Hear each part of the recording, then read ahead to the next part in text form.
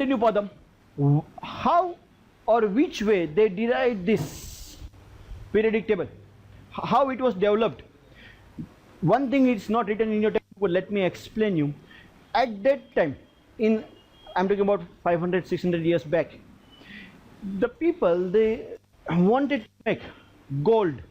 You remember, and all of us we know that gold is costliest metal रहा है पुराने जमाने में आज भी.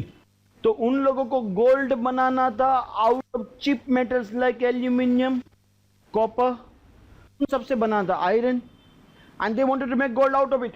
Or that greedy nature which all of us we do have, they also had. They wanted to make this. How did they make? Do you know? They started doing like this. चलो 50 gram aluminium ले लिया, उसको 30 minutes के लिए काफ़ी heat करके molten form में लेके आए, देन थोड़ा ठंडा किया 15 मिनट्स, वापस उसको मेल्ट किया और 50 ग्राम कॉपर डाला, मेल्ट किया, ठंडा किया, उसके ऊपर 2-3 हथौड़े मारे एंड पतला किया, वापस गर्म किया, वापस ठंडा किया, ऐसे 10-12 एक्सपेरिमेंट किए and then they found out okay this is the result number 1. ऐसा करने से आपको क्या मिलता है. They used to write down everything, you know that. क्यों लिखते थे? गलती से उनको गोल्ड मिल गया और भूल गए उन्होंने क्या किया था. तो whatever they used to do, they used to write it down. I am telling you facts. ये कितने बार, and they made experiment after experiment after experiment, and they've written it. Definitely they were not successful to make gold out of iron and copper. They could not make, but ये experiment लिखते गए और उसका outcome क्या होता था वो लिखते गए. सो गोल्ड तो नहीं मिला, लेकिन एक बड़ी डायरी छोड़ के गए जिसमें काफ़ी सारे केमिकल एक्सपेरिमेंट्स थे और उसके रिजल्ट्स थे. They left a rich history of experiments जो मोर कॉस्टलियर देन गोल्ड है, क्योंकि काफ़ी सारी चीज़ें उनको ऐसी मिली. And from that this people they started doing the, उनके स्टडी करना चालू किया. उनको मुफ्त का केमिकल रिएक्शंस मिल गए कि उनको नहीं करने पड़े. But this is the fact. Okay, will continue further. वहाँ चालू हुआ था properties of every element. They started studying that. And Johann Dobereiner was the first person in 1800. He considered the ideas, separate them according to their general properties, according to the trends among the properties of element. Let's separate them. He was the first person. In 1829 he arranged many of the elements into triads. उन्होंने 3-3 की टिकड़ियाँ बनाना चालू किया.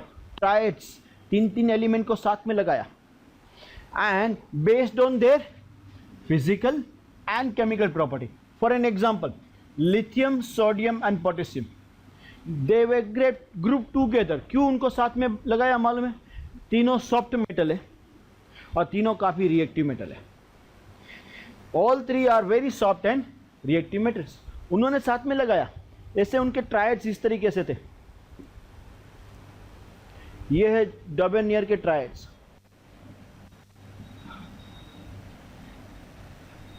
Lithium, sodium, potassium एक triad था. दूसरा triad था calcium, strontium and third triad was chlorine, bromine and iodine. He arranged them. Not only that, he found out one very interesting thing. अगर इन तीनों को आप इंक्रीजिंग एटॉमिक वेट में लगाते हो, 7, 23 एंड 39, उनके एटॉमिक वेट उनको पता थे, इंक्रीजिंग ऑर्डर में लगाओ, देन जो मिडिल का एटॉमिक वेट है, it is suppose to be the average of the first and the last. First and last का एवरेज निकालो तो 39 plus 7 46 divided by 2.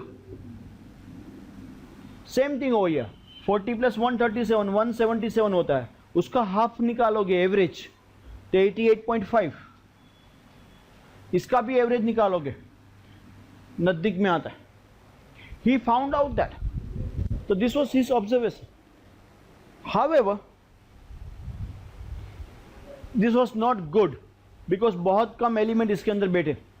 डॉबेर्नियर also observe that when these elements were arranged according to the atomic weights, the atomic weight of middle element was roughly the average of the atomic weight of the first and the last element.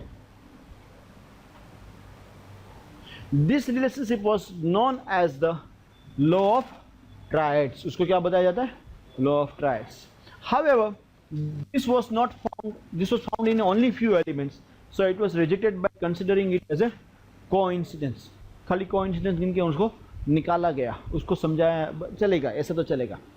Then we are going to study one more point. There was another geologist 1862 में, French geologist AEBD Sancotoy.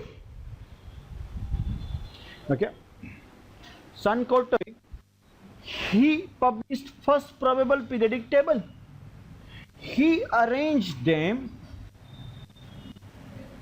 into a cylindrical form.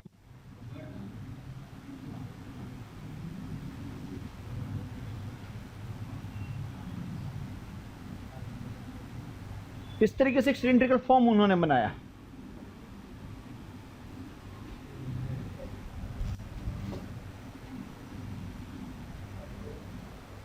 And what he did, you know, उसके पास जितने भी non elements थे उस time पे, he started arranging them in increasing atomic weights.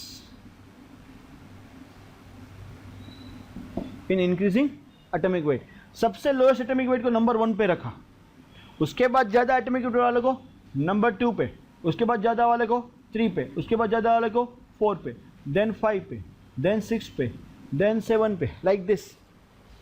And then he found कि after 7th जो next 8 वाला आ रहा है उसकी प्रॉपर्टी पहले वाले जैसी है, 9th वाले की सेकंड वाले की जैसी है.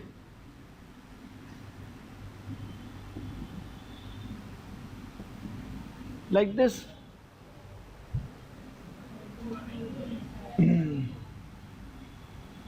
Okay, and what he found out, bolte it's repeating in a circular manner, in a cylindrical manner, these properties.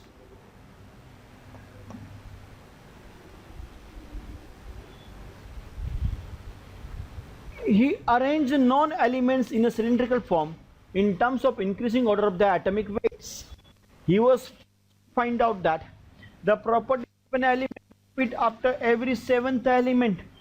After every 7th element it is repeating. He was able to predict certain stoichiometry of some metallic oxides using this chart. वो थोड़ा आगे बढ़ा भी सही इसके लिए.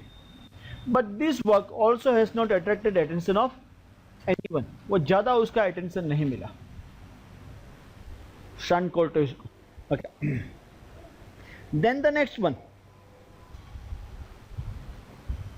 the English chemist John Newland presented a research paper in 1863 in which he classified 56 elements in 11 groups. उसने पहले 56 elements को 11 अलग ग्रुप में डाला.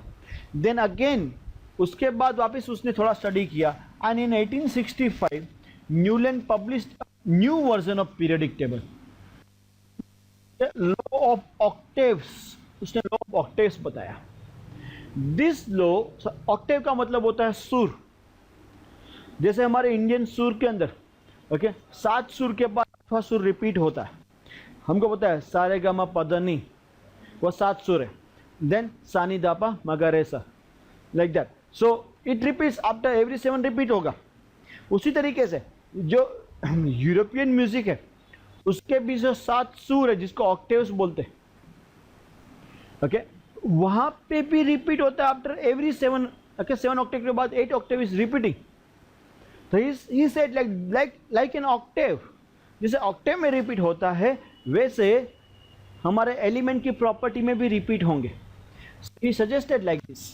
This law suggest any element in periodic table shows similar with its 8 element. He linked this law to the octaves of music, saregama padanisa. This law of octaves proposed by Newland was true up to calcium only. उसके laws यहाँ पे देखो, ये है Newlands octave. उन्होंने arrange किया increasing atomic weight से, atomic weight बढ़ रहा है, lithium, beryllium, nitrogen, oxygen, fluorine, then sodium, magnesium, aluminium, silicon, phosphorus, and it's true till calcium, it was true till atomic weight 40। उस टाइम पे atomic number किसी को पता नहीं था, उस टाइम पे एटॉमिक नंबर पता नहीं था। उसका रीजन सिंपल है, किसी को इलेक्ट्रॉन के बारे में ही पता नहीं था, न तो प्रोटॉन के बारे में पता था, न तो स्ट्रक्चर ऑफ एटम के बारे में पता था। But so this was also not true, not found out very nicely. So even at that time this concept was not acceptable widely. Next concept मैं सिखा रहा हूँ उससे पहले let me put